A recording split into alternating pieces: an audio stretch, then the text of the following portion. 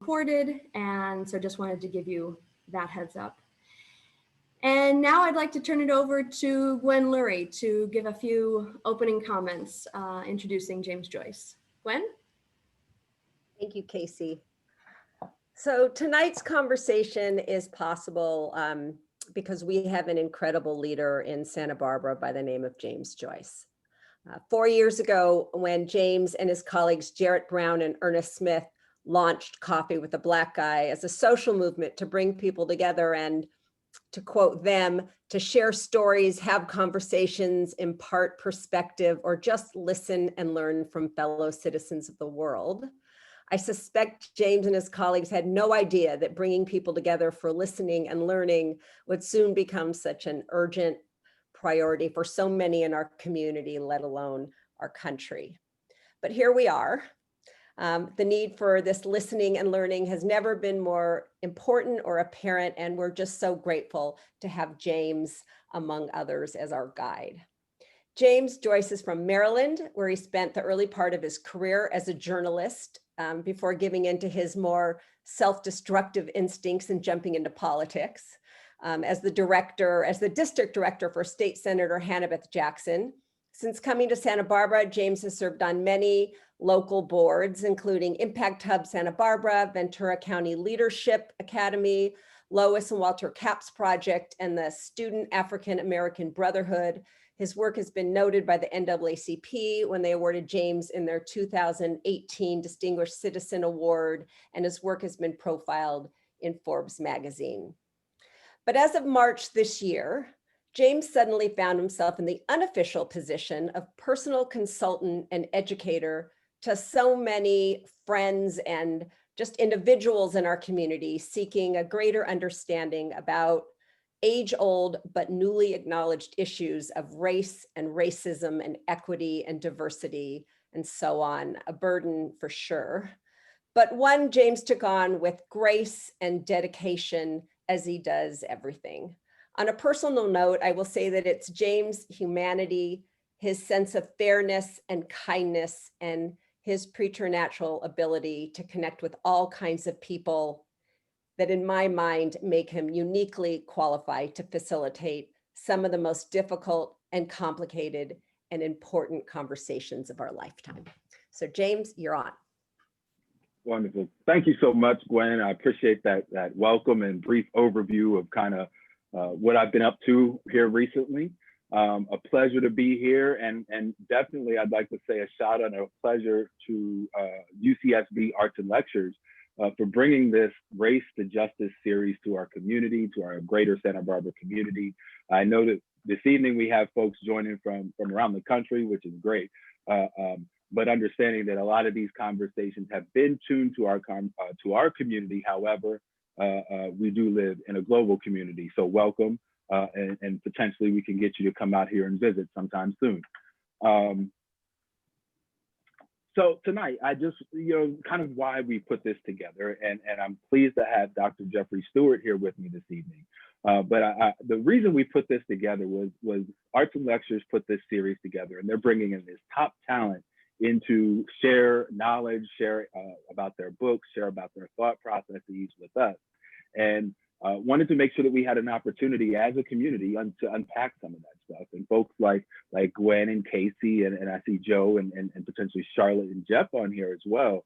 Some folks that, just kind of got together as a think tank and started kicking some ideas around and realizing that we were having these conversations in our community. We just needed to figure out a way to scale it up. And so that's what we're going to do here this evening. And without much further ado, I want to go ahead and kind of dive into what we have here this evening, because we have the honor of Dr. Jeffrey Stewart joining us. He had interviewed Dr. Ibram Kendi for the UCSB's Arts and Lecture event on Monday night. Professor Stewart is quite the luminary in our area, and it's been a great pleasure to be able to work with him over these past few months. And quite unfortunate that it's taken so long for us to quite frankly work together. But he's a Pulitzer Prize winning author. He's taught at Harvard, Yale, UCLA, Howard, and others. He's currently a professor at UCSB in the Black Studies Department. And he's been the chair of the Black Studies Department from 2008 until 2016. Professor Stewart suggested earlier this summer, as we were kind of having conversations about how do we deal with this racial reckoning nationally, how do we deal with it locally, he incepted this idea of salons, or having community conversations. And so it is an absolute pleasure to be able to kind of have that come full circle and have Jeffrey, as he's instructed me to call him. And it's been great to be able to get that camaraderie here over the past, like I said, few months. But he brought this idea of salons to be able to unpack and better digest some of the information and things that we're learning. And so quite the cosmopolitan, if you haven't figured that out yet, but he is also a lover of jazz. And so without further ado, I would like to introduce my friend Jeffrey, Dr. Jeffrey Stewart. Hi, everybody. I hope I've unmuted and my video is working. You never know. Yes, sir. Apparently, some people have mishaps with Zoom, so you got to be mindful up in here. But yes, I really appreciate this opportunity to sort of debrief the conversation that occurred on Monday.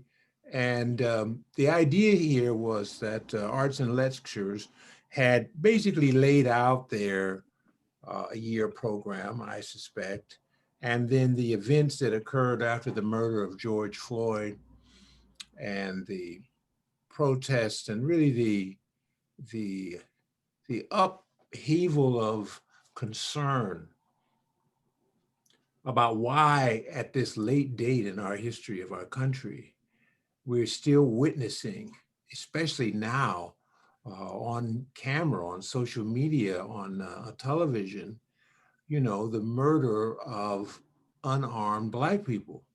And then this event brought up the fact that there was another one of the murder of Breonna Taylor, who basically the idea was that Mr. Floyd was blamed or suspected for stealing, but in fact was not actually doing anything criminal. And certainly Breonna Taylor was asleep in her home being a medical worker. And in both cases, they were killed. And in the case of Breonna Taylor, most recently, the police who carried out this were at least exonerated by the Attorney General. And so there's not a second upheaval of protest about that. And so we're kind of at this point now where we're kind of face to face with the reality of what Dr. Kendi wrote his book on, which is racism. And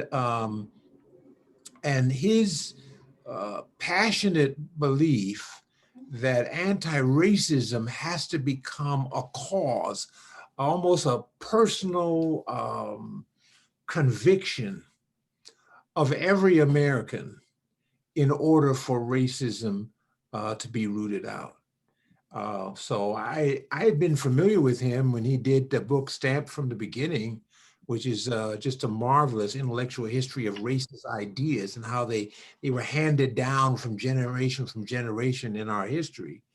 But when he did this most recent book, How to Be an Anti-Racist, as I said in the conversation, he sort of stepped out of the role of being a historian, which is what he is, to really talking about the present and the way racism operates in the present moment, which is often a very risky thing because you know a lot more about the past than you do the present, but also in academia and American popular culture, when academics step out of their academic specialty or their discipline and begin to use the knowledge that they've gained from that to really intervene in our current times, there's often pushback.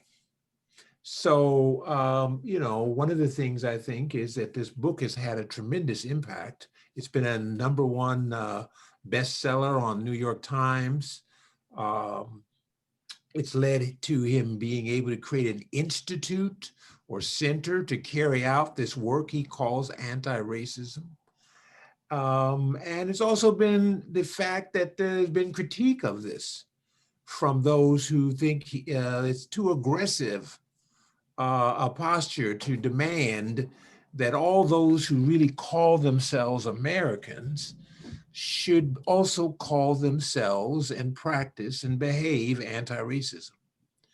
It's been kind of a tall order for people. And so that was kind of the context for our conversation on Monday. No, I appreciate that, and I want to make sure that I hold up a copy of the book here, because this is the How to Be an Anti-Racist. That's the kind of book that's all the rage right now. Post George Floyd, the sales have spiked. The book was written in 2018. The same that was Dr. Stewart. Was that the same year that your the new Negro, The Life of Alan Locke, came out? So his book, The Stamp for the Beginning, came out maybe in 2016. And it won the National Book Award in 2016. My book came out in 2018.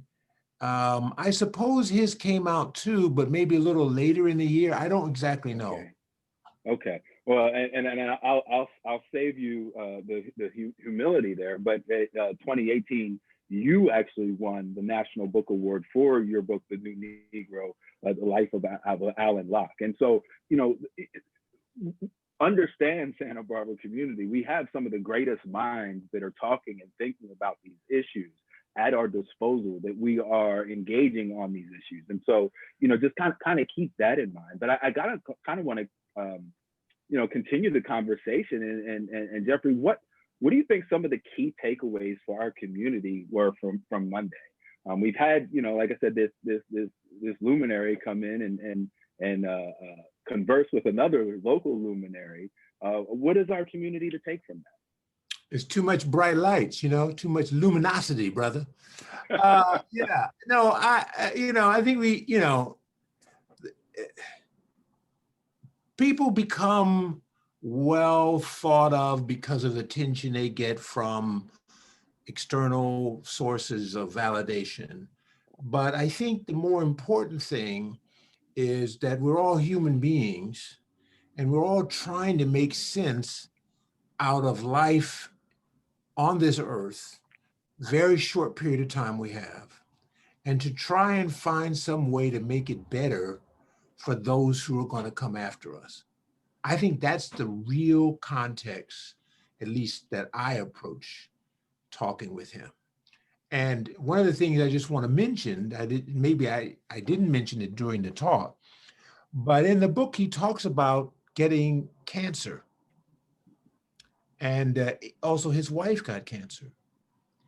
And he said, he thought to himself, gee, why me? And the doctor said, well, why not you? Cancer is all over the place. Everyone's getting cancer. And he sort of says, in a way, that kind of motivated him, obviously. If I'm going to do something, I better do it now, because tomorrow's not guaranteed. But also it seemed to me that cancer was kind of a metaphor for racism. I didn't really bring that up, but I think that's one of the things that really he feels. In terms of a takeaway, one of the takeaways I got is just how genuine a person he is. Sometimes, people write these books and, they're famous and they come and they behave as if they're famous, right? And I mean, he was just such I would call a prince of a person, genuinely, deeply concerned about what can I as an individual do, again, to make it better for people coming out. And you could hear and see him wrestling with this. So he wasn't a person that I think he's been painted by the media to a certain extent as, really a diatribe, propagandist, some kind of extremist. He's really saying, I've studied this history. For 400 years, we haven't found a way to solve it. It's time that we do it now. And What I'm saying may not be the actual solution, but this is what I've come up with. What I really want is everybody to dive in and to commit to doing what's possible to stop this racism now. And so that's what I came away with this sense of his personal commitment, that he didn't seem like he felt like he had all the answers, but he had a lot more commitment than the typical academic who may study this as an issue and then, print their books and go on to give another lecture and go on to another project. This is really a campaign. Almost, I mentioned, reminds me in many ways of the abolitionist movement that was led by William Lloyd Garrison, who, he talks about in Stanford Beginning, who in the 1830s formed the American Anti-Slavery Society and said, we can't just be anti-slavery, we have to abolish slavery. And he was a white man, he was considered an extremist. He said, you're either for slavery or you're against slavery. That same kind of a passion that Lloyd Garrison had, I found in Kendi, and led me to think that while some people see him as an outlier or a extremist, he's actually very much part of the American tradition, which is at some point Americans decide enough is enough about something we've been tolerating all along. And so he's kind of like a 21st century William Lloyd Garrison, who feels that it's a kind of sin that America is engaged in with this racism, and that there almost needs to be a kind of campaign, a kind of almost awakening, conversion experience almost, for us to put it away, just like we put slavery away in the 19th century. That's deep, brother. And I mean, it's so succinct as to where we are right now.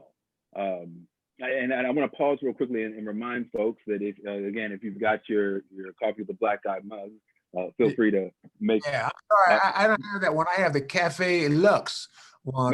No, brother. I'll take care of you. We'll get you a mug. No worries on that. But I kind of want to remind folks that this is an engagement. This isn't just me and Jeffrey chit-chatting.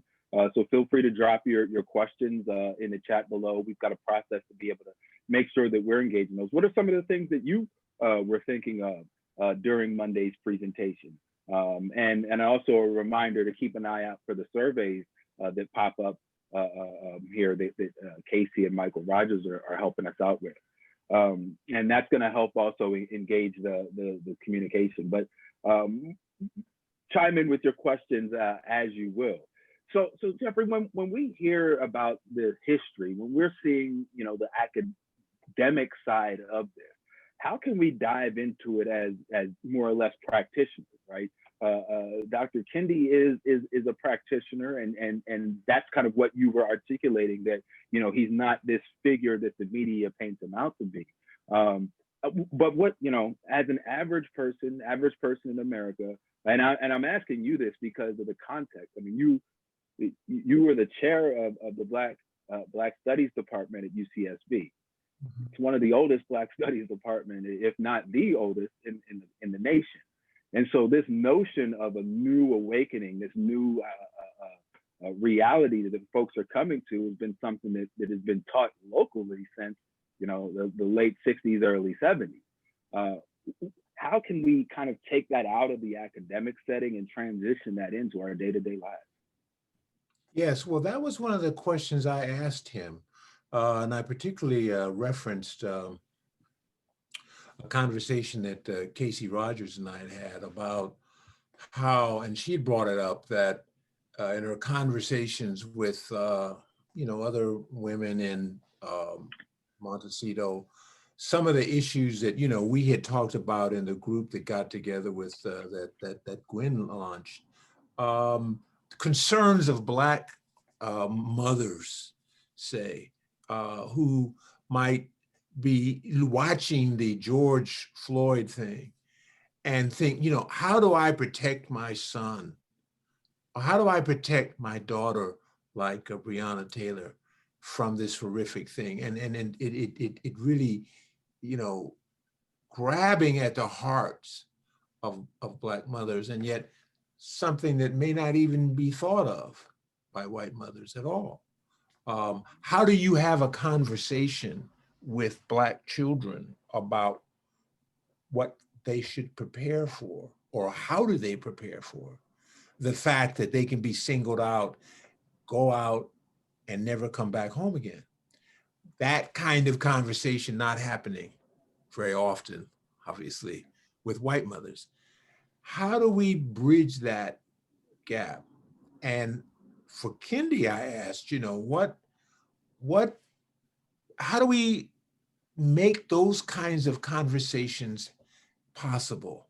Not make them happen, but at least possible, because the overwhelming sense I get, especially here in Santa Barbara, but not necessarily, I've lived in Northern Virginia and from Washington, D.C., is how segregated we are. It's not, you know, segregated in the sense of the 1950s, you know, when you can't get on a bus or you can't, you know, go in a store. But we're segregated by who are our friends, who we associate with, who we go out to dinner with. Of course, we can't go out to dinner anymore, at least as easily. So, and he didn't really have an answer to that, I think, because when you are in, like, say, a Black Studies department or anti-racist center, you're often surrounded by people who more or less agree with you. I mean, they wouldn't be there without it. And so there's always this challenge of making yourself vulnerable enough to engage with people who think differently or are not thinking about it at all, and constantly in the Black Studies department trying to welcome people in to the conversations that occur there. And it's often when events like the George Floyd murder occur or the murder of Breonna Taylor that people awaken, that suddenly they're interested. They're taking a Black Studies course or they're listening to something. And I think the real challenge that I think he's struggling with is how do we make this sustainable? Because all of us who have these conversations have had experiences where something happened, you know, the Rodney King beating that occurred in the 90s, and then the rioting and rebellion that occurred after the authors were exonerated.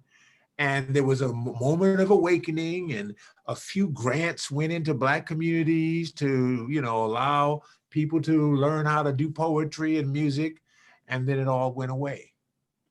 There's a certain fickleness about the American mind when it comes to dealing with race that is really a problem. And I don't think he really has found the answer, although I know the way he responded suggested he really sees it as a very deep problem. Yeah, no, and that fickleness that you speak of, I've kind of come across it or come to the conclusion that, you know, there's something that's very un-American about racism, and it is that fickleness. I mean, we call ourselves the home of the land of the free, home of the brave, and we've got this, you know, tough posterior. But at the end of the day, like, racism is so fragile.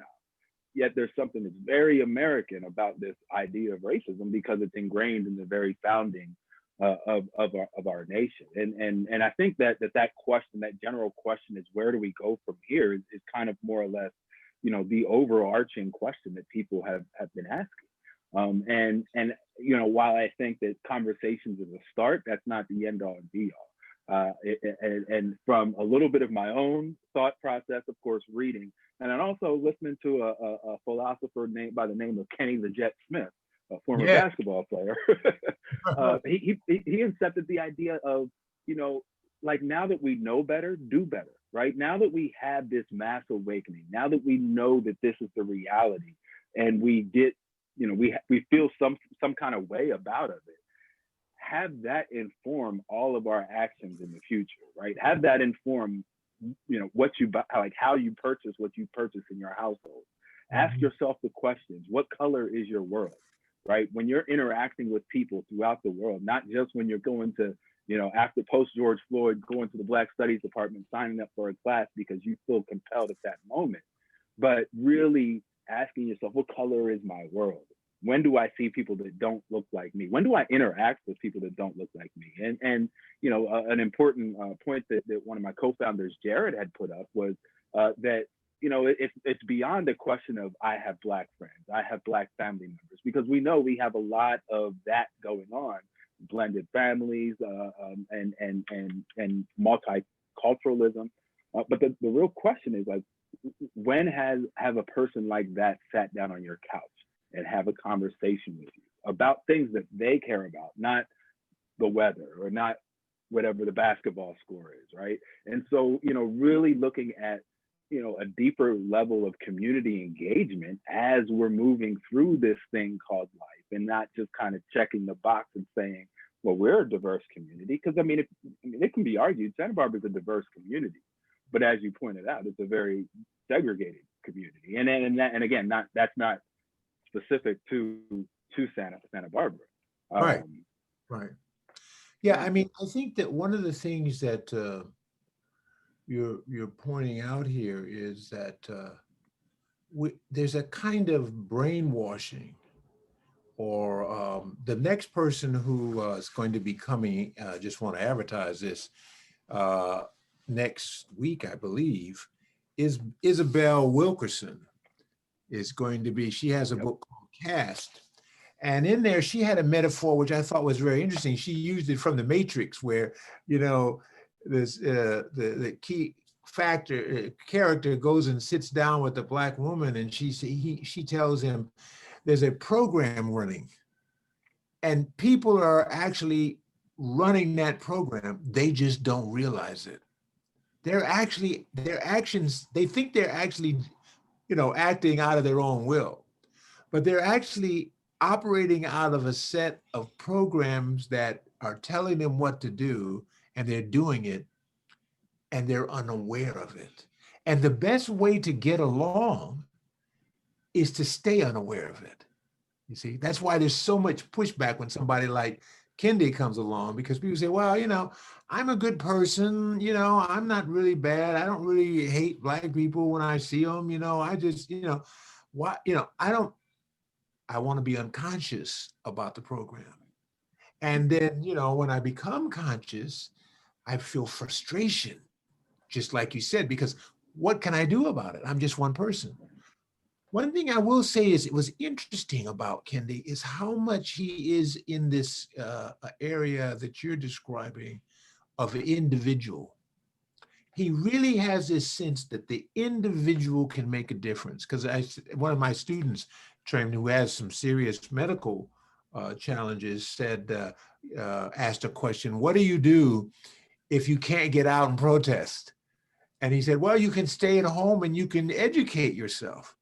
So this personal thing is and if you read the book, you'll see it's very personal. He talks about his own racism, his own comments about Black people, you see. That's his authenticity in this. I'm not going to start off accusing you. I'm going to tell you about myself, my recognition that I was part of the problem. And now I'm going to argue that everyone has to be part of the solution. I thought that's what is really a compelling thing about him, that he really talks about anti-Black racism among Black people, because the programming is going on, it's seeping into people's minds, and it'll capture anybody's mind. It'll capture the minds of recent immigrants. It'll capture the minds of people who've been here for a long time. It'll capture, because the program is to allocate our relatively scarce resources to some people: health, wealth, educational opportunity. And because of that, we can't actually have enough for your folk. You see? Yeah. So this is one of the things that it doesn't really talk too much about, is the economic aspects to this. There's a somewhat under-theorized in his book, and also in Isabel Wilkerson's book. And I think that's something that's a major factor that going to have to be addressed. Well, I mean, weren't we all taught sharing is caring? I mean, it's a simple statement, but it seems that some of those simple, elemental, foundational things that we've learned as kids and that are existing in nature can help us lead us through our current time, right? I definitely want to get to some of these questions in here because, kind of to what you were mentioned there, Jeffrey. We have Gloria shared that, there are some of us white mothers, probably many, who have Black children. We are usually not a part of these conversations. When my son goes out to walk at night in our Upper East neighborhood, I worry. Our neighborhoods are so segregated here in Santa Barbara that any Black person, particularly a young male, really seems to cause fear and concern when he walks in his own neighborhood. And again, that is definitely a Santa Barbara thing, but that's a universal thing. I mean, that is at the crux of sharing perspective.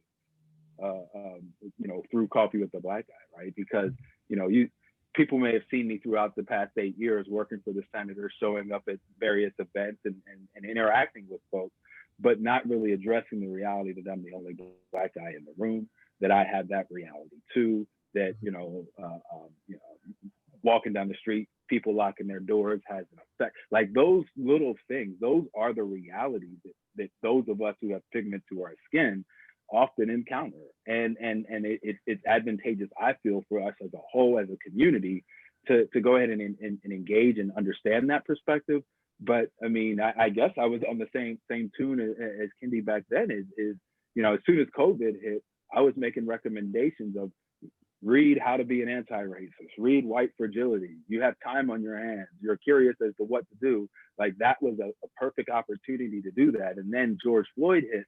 And, all of a sudden we want to do all of those things. And so, a little bit of forethought could have taken us a long way in this current racial reckoning, I think. Yeah, I just want to respond to that question. I mean, I think that, we do have many mixed families. It's very interesting when you think about how much of the 20th century 19th century, 20th century struggle around racism was over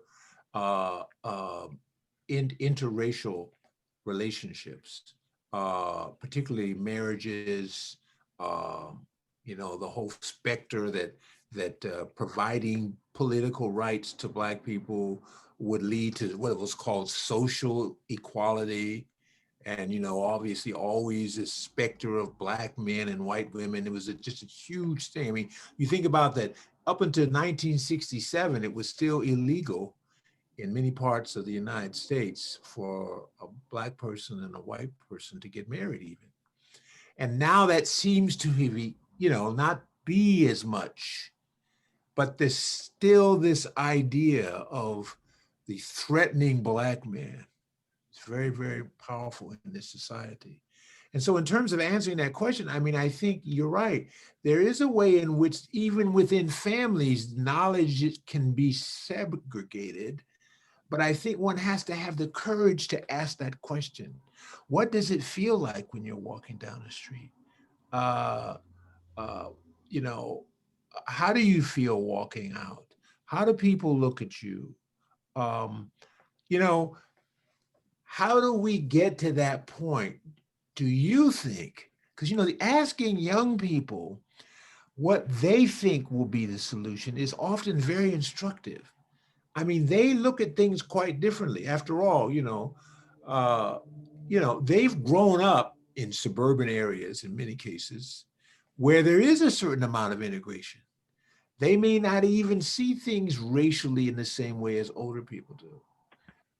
So I think that kind of conversation, it's tricky because you don't want to burden them with the conversation. But I think you have to be vulnerable. You have to be open to talking about it and to learning about it from people who may be younger than you, but who may have a perspective that we share, because there's also an age segregation in American culture too. Young people can't vote, and they're not wise, and yet we see all these old people acting crazy. You see, so obviously that's a contradiction we have to overcome too. Right. No, and that actually leads into my man Dexter, his comment, joining us down from Oxnard. When it comes to taking on the challenge of racism in 2020 and beyond, how do we really tackle it when the metaphoric house Negro continues to push the narrative to their white base that racism doesn't exist? And so the absence of racism, and that, you know, anybody can get ahead type thing. Right. Also, can we really tackle racism if the biggest microphone in America doesn't acknowledge that racism exists? Well, you know, and I personally have a couple takes on that. Is that it does, you know, it doesn't require the biggest microphone. Although the biggest microphone can be a hindrance and a detriment to us, you know, that microphone is given power by the people. And so, like, what we care about, we can kind of start to drive that, and that goes to Kendi's point about the individual versus the system. There's really that balance between the individual and the system, and we need to be held. One should be held accountable to the other. The system should be held accountable to the individual, and the individual should be held accountable to the system. And I mean, very much as you see this apathy with voting, you know, there is this aversion to addressing racial conversations because they're uncomfortable and it's not nice, and it you know, we just sweep it under the rug. And I think, again, that's what Kendi was using his metaphor about, you know, the cancer. Like, you can't treat racism like a cancer. You can't ignore it and expect it to get better. It's just because if you ignore cancer, it'll kill you. And so to really, yes, no, well, absolutely, absolutely. Yeah, I mean, I think that there's always been throughout the history the person who, I guess the term house Negro, which I guess Malcolm X made very popular, that there was the house Negro and the field Negro, and the house Negro benefited more from slavery and therefore wasn't as critical of it, and the field Negro who was doing the hardest work, you know, was very critical. I mean, I think that's a little bit of an artificial, certainly many house Negroes were extremely angry but I get the point, right? That there are people who benefit from the system, even though they're Black, right? And, you know, we have to realize that that's the way the system operates. It needs a few to legitimate itself. It's not, you know, because even under slavery, there was arguments that the apologists of slavery made, that it was actually, we're taking care of them. We're fatherly toward them. You know, we have to whip them until they bleed for hours, you know, but that's, you know, just kind of, you know, tough love or something, you know? So, I mean, I think we've always had those people. I think we just have to realize that they don't really have very much power. Their power is completely derivative. So it almost, I kind of ignore that, because the real power is behind them. And if the power behind them was removed, they would drop to the floor. So don't get too caught up with those kinds of people. The real issue is, how can we build a movement? I think that's what I was trying to get Kendi to talk about. How can we build a movement? Because, you know, the civil rights movement wasn't just a person writing a book or talking about the necessity of a kind of racial conversion. I mean, that was there, but it was also an organization that was organizing demonstration and also maintaining discipline and control over those demonstrations, so they didn't get out of hand and become violent and therefore undermine the argument that we need a change.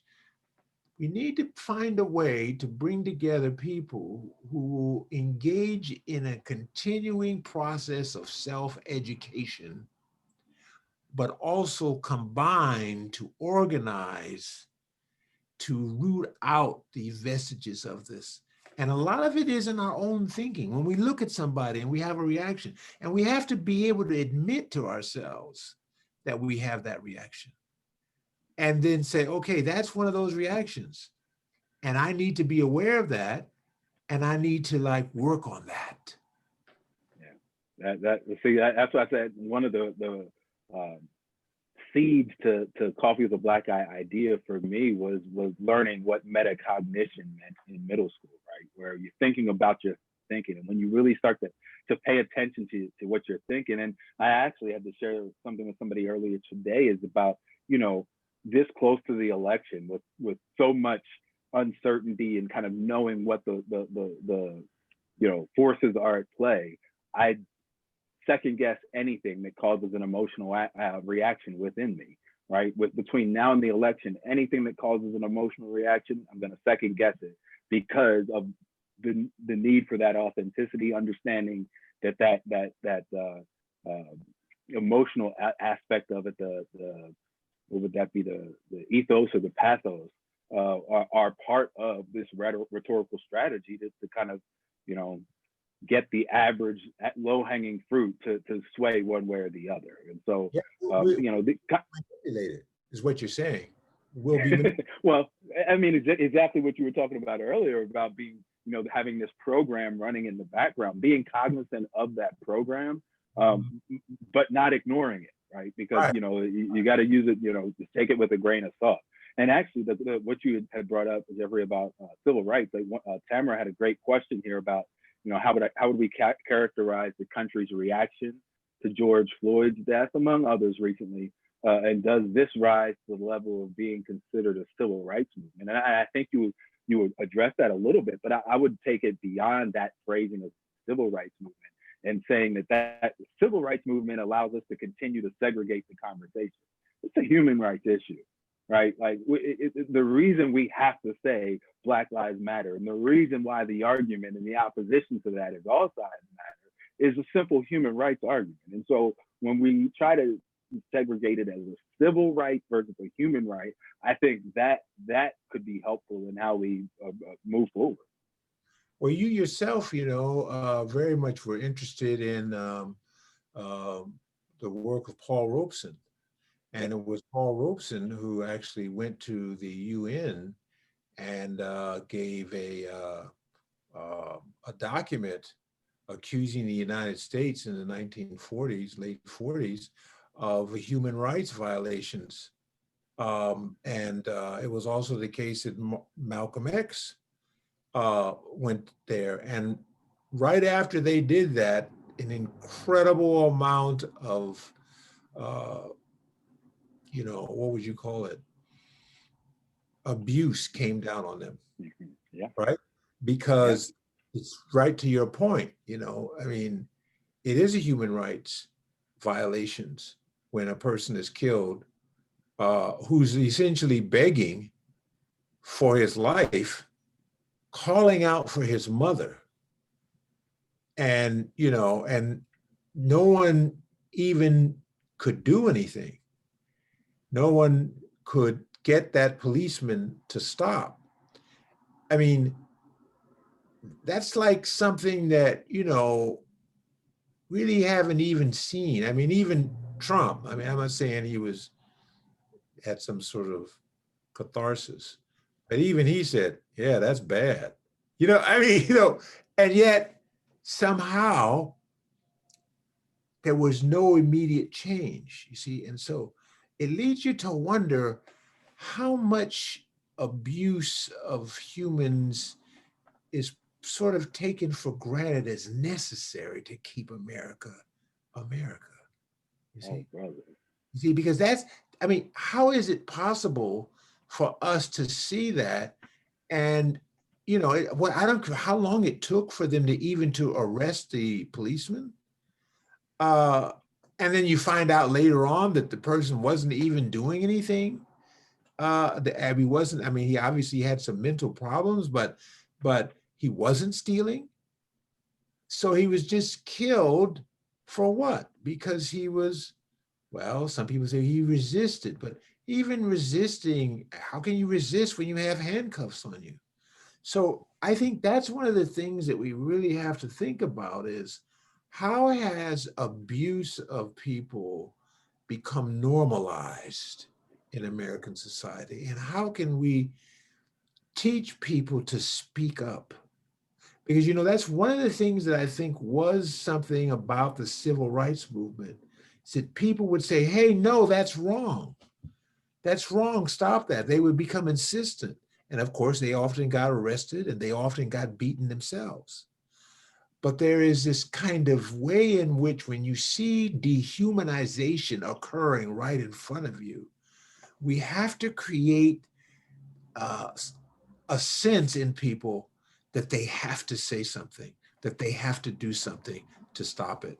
And I don't know exactly how you go about doing that, if it's a religious thing or what exactly it is, but you're absolutely right. It's human beings being killed in front of our face. And of course, that leads us to think about other forms of this that occur that aren't just racial. See? Right. And thinking about that, hearing you say that, I think it kind of gets back to that whole accountability of the individual versus the system. Like the individual, you're encouraging to continue to hold that system accountable. And, you know, there's a movement, Film the Police. There's this movement, Defund the Police. I think there just needs to be more public interaction with police other than the actions that they initiate. And so I think that could be helpful. And looking at our time, I want to, you know, definitely be respectful of folks here this evening. And we did plan for an hour-long conversation, but I do see quite a few questions populating in here. Jeffrey, I know that it's been a long week for you, and it's been, you know, kind of a long couple of months. And so I'm willing to stick around for a little bit longer to kind of stick through some of these questions. If you can, great. If not, I absolutely understand and respect that. But wanted to get to a comment from Carpinteria. And then a question from Natanya. Carpinteria, there's less than a dozen, I'm assuming, Black people, per my guesstimation, that is similarly to an oddity. This is very odd to me because I'm originally from San Francisco and there's so much diversity. To be a place with diversity is odd. I mean, yes, it's odd, but then you got to think again of system versus individual. Why aren't more Black people in Carpinteria? Now, I would presume potentially that the cost of housing could be one element of that. But is Carpinteria a community that's inviting to people of color? Does the Avocado Festival reach out to minority communities to make sure that there's a presence and an inclusion in that marquee community event? Those are just some things that I think about when that comes to mind, that it's an oddity. And that's how we can, when we start to think like that, that's how we can get more inclusion in our communities, right? We can have folks come here, feel included, and want to stay and contribute to society. You know, I'm here in spite of, right? I've created this in spite of those things. How can we flip that narrative to make sure that folks are enticed to do these things? And you know, well, those are some questions. Yeah, it is true. The man I worked on, Alan Locke, one of the books he did, which I found and published, he hadn't actually published it, Race Contacts, really talked about how racial reactions, say, in a more neutral sense of strangers or people who are different, that there's a kind of calculus or sociology to that around issues of numbers. So that sometimes if there's, you know, very few Black people, there's one kind of reaction. And then when the number of Black people increases, there'll be a different kind of reaction. There's something about me and other and us and them, you know, that operates in these situations.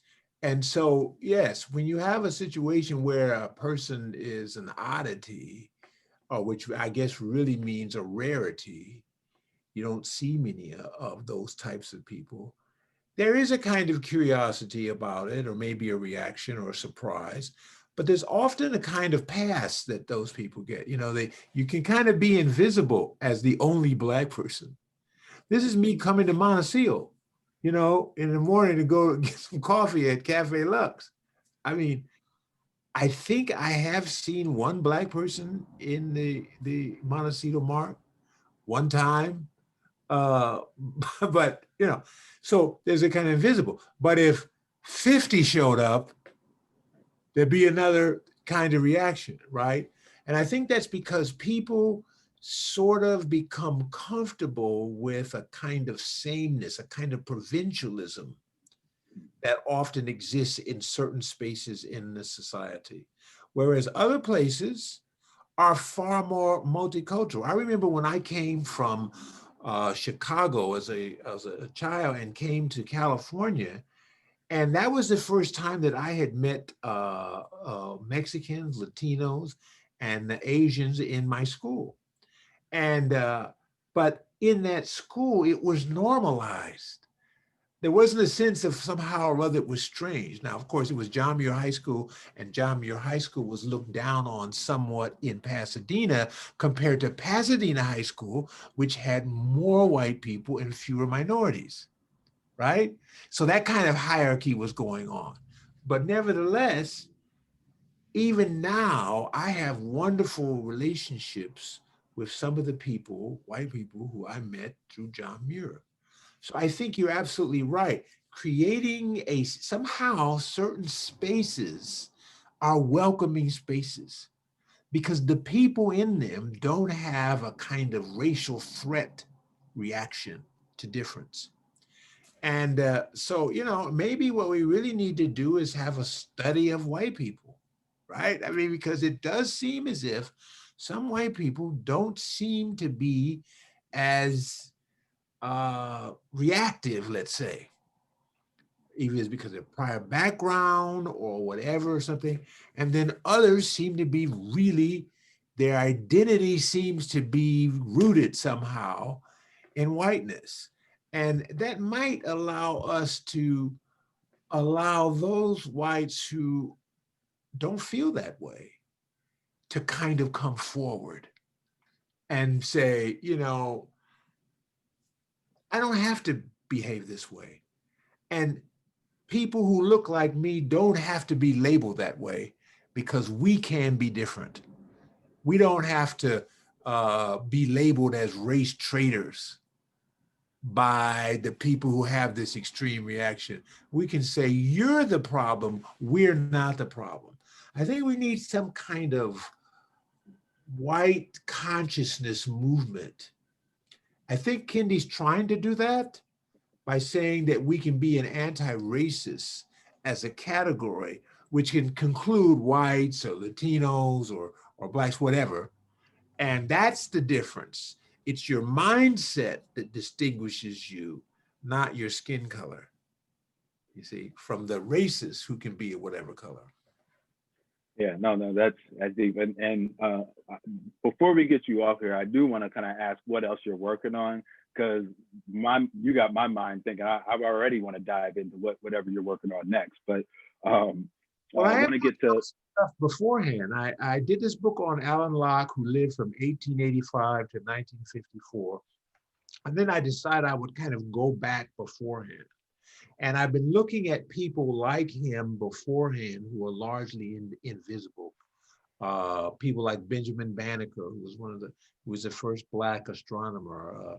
Work on Sojourner Truth, who was a key figure in both the anti-slavery movement, but also the women's rights movement, and really critique both of those movements for ignoring the other one and said, no, you can't. And when it came for the 15th Amendment, said, you cannot give the Black man the right to vote and not give the Black woman the right to vote, because that essentially is giving the Black man power over the Black woman.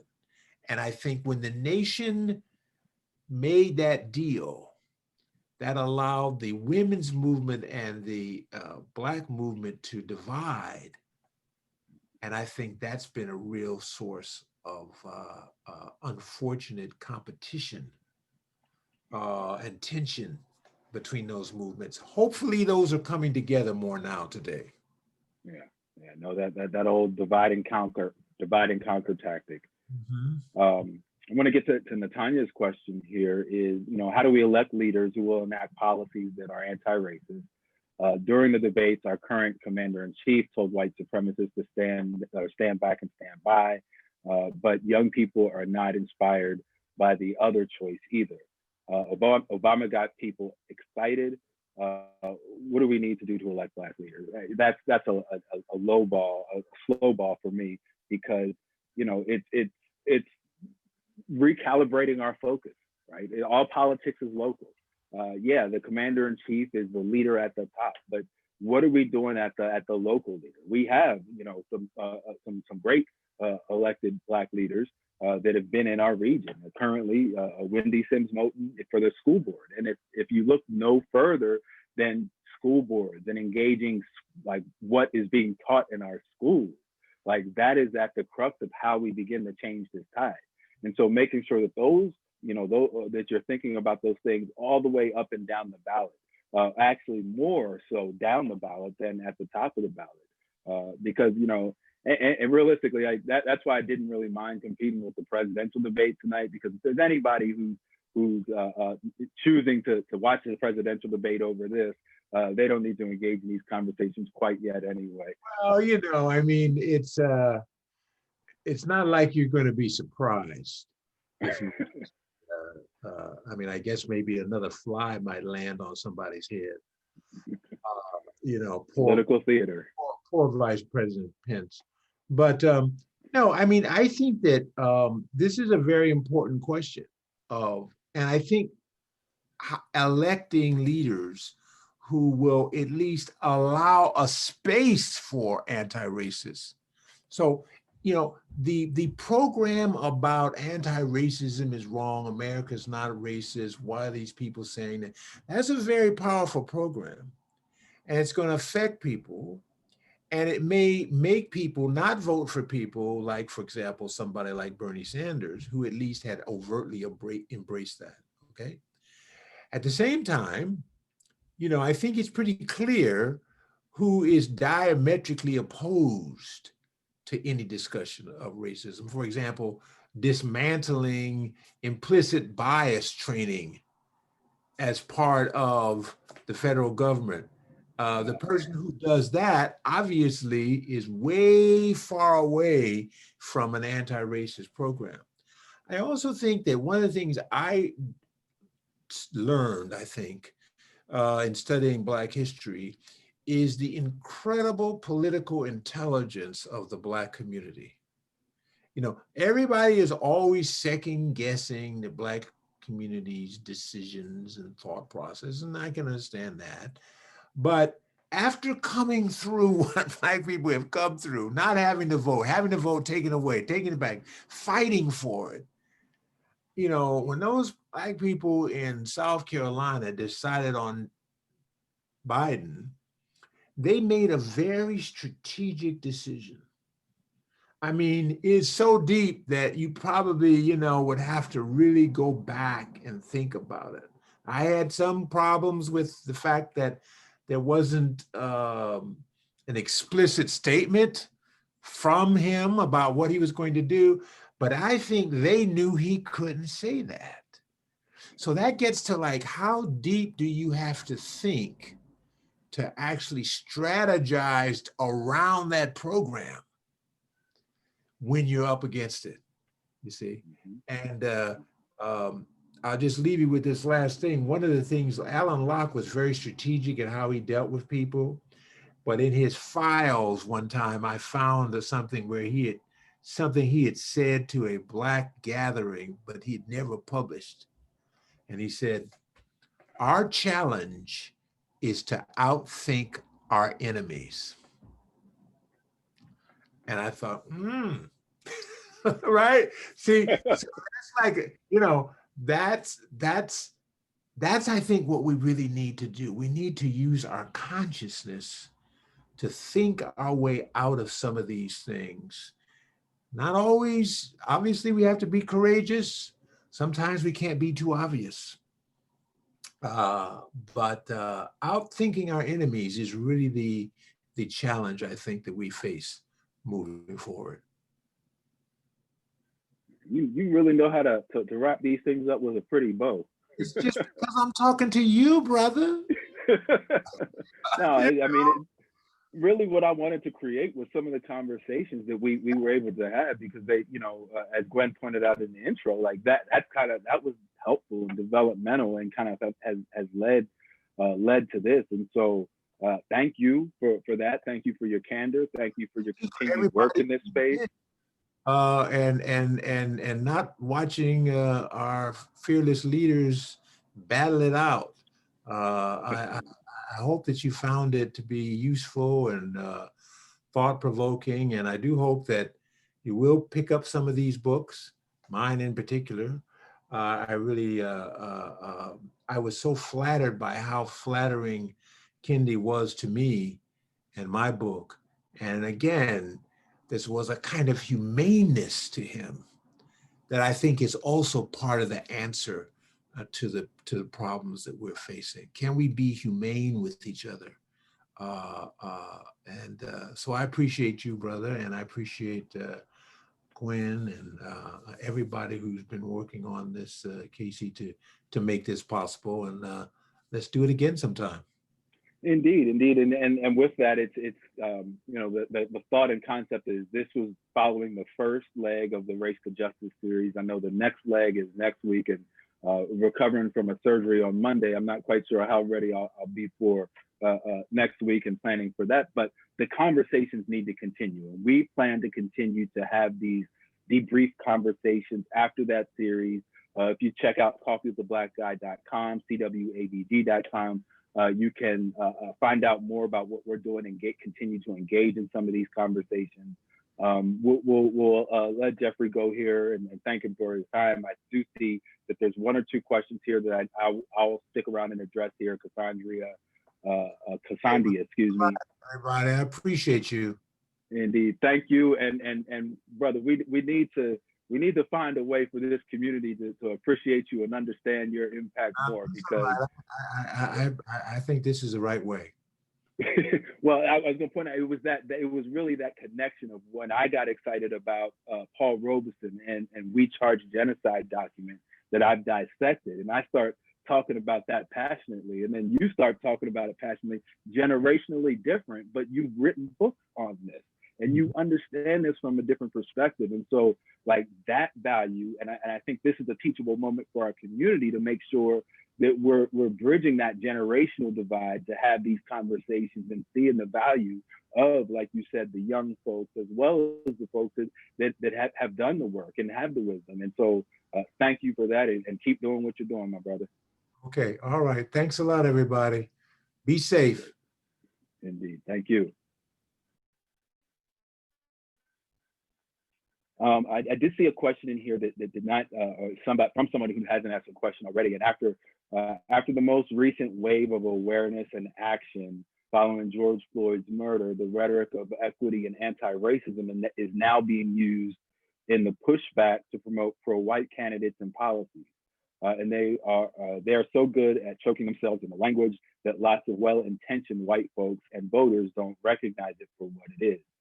How do we counter that? And you know, if you've paid attention to any of the Coffee with the Black Guy conversations, it's call it out when you see it. We're not always the ones who are the debate questioner and are able to engage those questions, but we are able to have our vote be our voice. And so if you don't hear that from a candidate and that does not impress you, they have not won your vote. Make candidates win your vote by talking about the things that matter to you. A younger James Joyce broke down that thought process and saying that the majority of America is in the middle. We talk about things in the progressive left and the far right, but the majority of people are in the middle. It's just those poles that control the conversation. If we allow ourselves to actually talk to ourselves and have community and build that individual and systemic accountability, I think that is a way that we start to counter some of that. And you know, maybe it's not the end all and be all, but that, again, that awareness and knowledge informing future decisions, that's kind of what that is on. And I do want to touch on a few more things here as we wrap up. knowing that we're not going to get to all the questions. There will be more. There will be other opportunities to engage. Again, you can always check out CWABG.com. If you're interested in sponsoring future conversations, again, we really appreciate the folks that have kind of helped sponsor, put this work together, and value community conversations. And so if that's you out there who want to continue to value these community conversations, again, reach out to us on CWABG.com. Yes, Charlotte, I agree. I like when Jeffrey was also saying something about it's not to not acknowledge racism is almost like a sin, for sure. And you know, to further that, racism is what I have heard others say, and I will subscribe to, the original sin of our country. And you know, that may seem like hyperbole or whatnot, but when you look at why we are the economic prowess that we are as a company, or as a country, and at this point, arguably, you know, that is rooted in years of free labor to help set up the agrarian society that we have. Agriculture, we're based on that. And so, you know, the reason we still have daylight savings is because of that agrarian society that we're based on. And so to think that we're that far divorced from the labor that it took to establish that is silly. And so, you know, that's definitely something, definitely good, a lot of good food for thought tonight. Again, happy that we are able to unpack this stuff as a community. Thank you for the kudos and for all those folks joining. Co-founder Jarrett Brown, making sure that they would give a shout out to the CWABG.com. And oh yeah, and also the mugs, and that I guess it's important to point that out, is that you know, this is essentially grassroots work, right? And although we have sponsors that have come in and helped sponsor tonight's work, there's a lot of work, and many of you have seen the work that's been going on with Coffee with the Black Guy over the past 4 years. Well, more or less, that's now funded through your support of the mugs. And not only is this support of the mugs and support of the movement, but it's furthering the movement, right? So you're going to Thanksgiving dinner or your social distancing brunch in your backyard, and you're drinking out of a mug that says Coffee with the Black Guy. How do you think that conversation is going to go? Or say you don't feel comfortable with saying that, and you have a Black Lives Matter hashtag and it still says CWABG, people are going to ask questions. What is that? What is that about? And so there's intentionality behind that, but that's also part of the movement. So please be mindful of that. If we didn't get to your question, please try to reach out. Again, the best way is usually IG, Instagram, for those of you who engage on that platform. And of course, you know, thank Dr. Jeffrey Stewart for his time and expertise. You know, I point out again, make sure that we remember that he's a resource in our community. He's a gem in our community, and he is not alone. We have many gems of various forms in our community. And it's often our intention and our desire to look outward. And we need to do that, to have people come and bring some external thought to our process. But we're going to know how to solve us best. And so the more that we can kind of remember what gems we have here locally, the better off I think we will be. Without further ado, please stay healthy. We're still in the midst of a global pandemic. Wear your mask. Thank you for being here as opposed to the presidential debate. And thank you for your continued support of important community conversations. As you've heard me say, it's not going to be the end all, but it's at least a start to get the ball rolling in the right direction. Big thanks to our sponsors and Casey and Michael Rogers for helping us get all the technical stuff going here tonight. Thank you all for joining, and good night.